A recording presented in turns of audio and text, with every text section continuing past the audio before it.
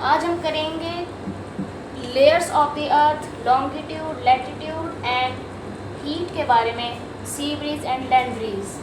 सबसे पहले longitude and latitude. हमारी जो वर्टिकल लाइंस होती हैं,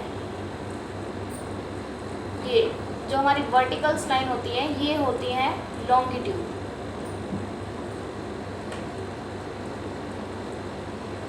and these horizontal lines with equator are called latitudes.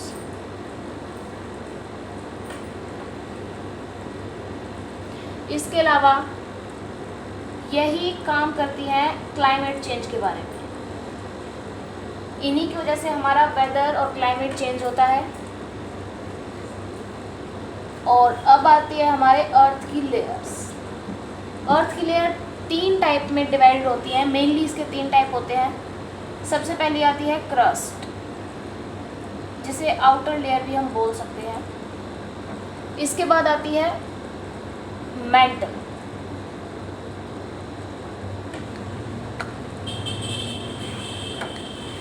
Mental के बाद सबसे अंदर जो होता है कोर। क्रस्ट लेयर जो होती है, यहाँ पर हम सभी ह्यूमंस, ग्रास और एनिमल्स वगैरह जितने भी लिविंग बींग्स हैं वो हमारी क्रस्ट पर रहते हैं। ये पूरा पार्ट क्रस्ट, यहाँ पर हम ह्यूमंस, एनिमल्स,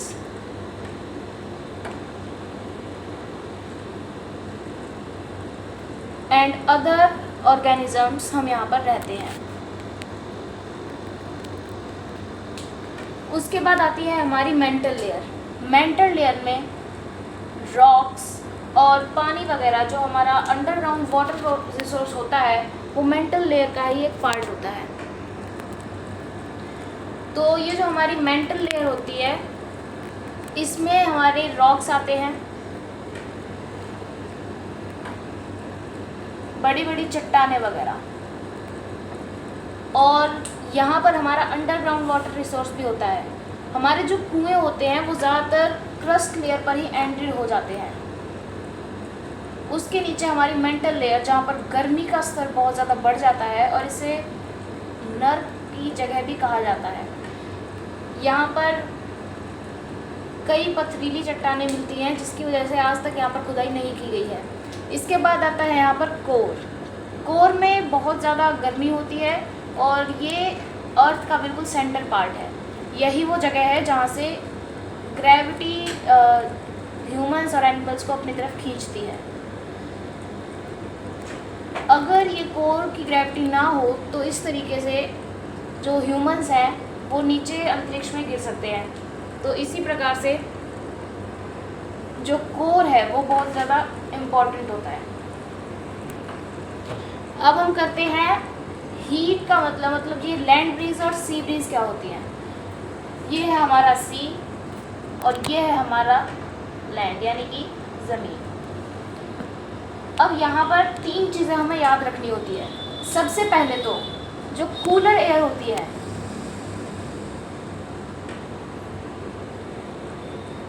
इज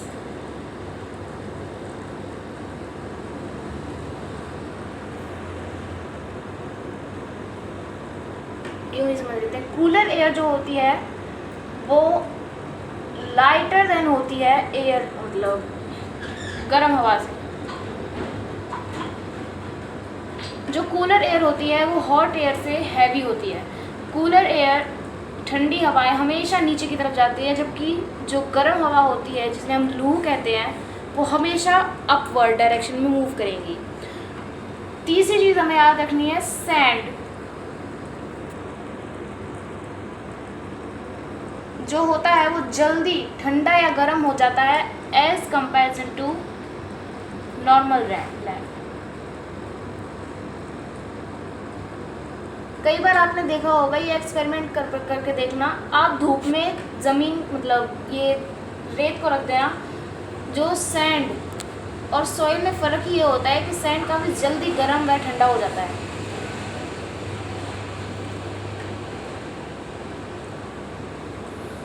जब आप उसे धूप में रखेंगे तो आप ऑब्जर्व करेंगे कि जो सैंड है वो सिंपल सॉइल से काफ़ी जल्दी गर्म हो जाएगा, और जब आप उसे मतलब किसी ऐसी ठंडी जगह पर रखेंगे तो as comparison to simple soil sand काफ़ी ज़्यादा जल्दी ठंडा हो जाएगा। तो यही 3 चीज़ हमें याद रखनी है, तभी हमें समझ आएगा लैंड ब्रीज और सी ब्रीज होता क्या है। लैंड ब्रीज, ये सी से जो हवाएं जाती हैं लैंड की तरफ वो होती हैं सी ब्रीज, और इसके अलावा जो धरती से हमारी लैंड ब्रीज जाती है वो ज़मीन की तरफ से समुद्र की तरफ बढ़ती है। अब ये तो हमें पता है कि जो सैंड होती है वो काफ़ी जल्दी गर्म व ठंडी हो जाती है। तो जब सूरज की रेज जब ज़मीन पर पड़ती हैं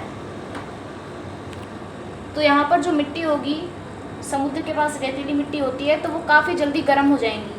अब जब ये ज़मीन गर्म है तो ऊपर जाने वाली हवाएं भी गर्म होंगी, और cooler air is heavier than lighter air, मतलब हॉटर एयर।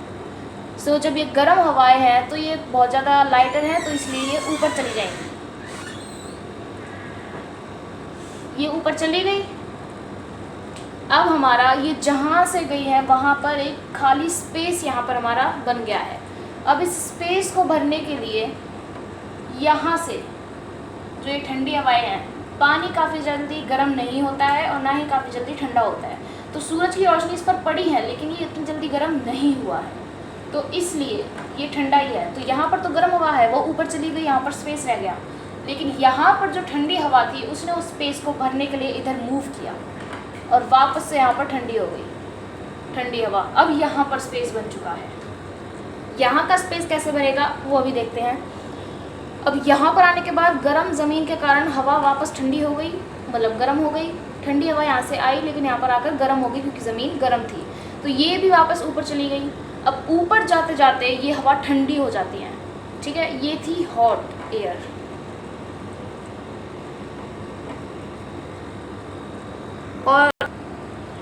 और जब ये ऊपर जाएंगी तो ये हमारी ठंडी होती जाएंगी। जैसे जैसे ऊपर जाती हुई ठंडी हो गई, तो हमें पता है ठंडी हवा नीचे आती है, तो ये हॉट थी तो ऊपर गई, अब ठंडी हो गई तो नीचे आएंगी, ठीक है। ठंडी होने के बाद ये नीचे आई, फिर यहाँ से यहाँ पर स्पेस बन चुका था तो इसलिए यहाँ से ये मूव कर जाएंगी यहाँ पर, ठीक है।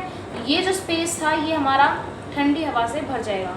तो इसी तरीके से सी ब्रीज और लैंड ब्रीज का ये काम होता है। अब आती है हमारे रात के टाइम पर क्या होता है। तो ये तो हमारा दिन था क्योंकि सूरज ने पानी को गर्म किया, जिससे हीट एंड कोल्ड सिस्टम हमें समझ आया, जो हीट वेव एयर होती है एंड जो ठंडी हवाएं होती हैं। अब आता है रात के टाइम पर। रात के टाइम पर तो ठंड होती है, तो जब हमारे सूरज ने, अब पानी तो देर में गर्म होगा ना, तो ये तो गर्म हुई, ठीक है, ये गर्म हो गई, लेकिन जब सूरज की रोशनी इस पर पड़ती रही है तो ये भी तो थोड़ी देर बाद गर्म हो ही जाएगा। तो ये गर्म हो चुका है। दिन में गर्म नहीं हुआ लेकिन शाम तक ये पूरा सी गर्म हो चुका है। अब चांद मतलब लगभग शाम का टाइम है और शाम के टाइम पर तो गर्मी इतनी होती नहीं है, तो हमारी सैंड जो गर्म थी, जो हीट हो चुकी थी, अब वो कूल हो जाएगी, ठंडी हो जाएगी काफ़ी जल्दी से।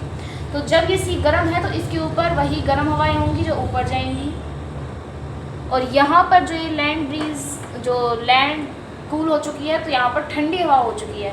तो जैसे ये ऊपर जाएंगी यहाँ पर फिर से खाली स्पेस बन चुका है, यहाँ पर ये ठंडी हवाएं मूव कर देंगी। यहाँ पर ये फिर से गर्म हो गई ठंडी हवा, यहाँ पर ऑलरेडी स्पेस बन चुका है। जैसे ही ठंडी हवा गई फिर से वही कॉन्सेप्ट लग जाएगा, जैसे ही ऊपर जाते जाते ठंडी होंगी वापस ये यहाँ मूव कर जाएंगी नीचे, ठीक है। तो इसी तरीके से हमारे आज हमने समझा है कि लॉन्गिट्यूड लैटिट्यूड क्या होता है, हमने लेयर्स पढ़ी हैं क्या होता है, और ये सी ब्रीज और लैंड ब्रीज का सिस्टम काम कैसे करता है। तो थैंक यू ऑल।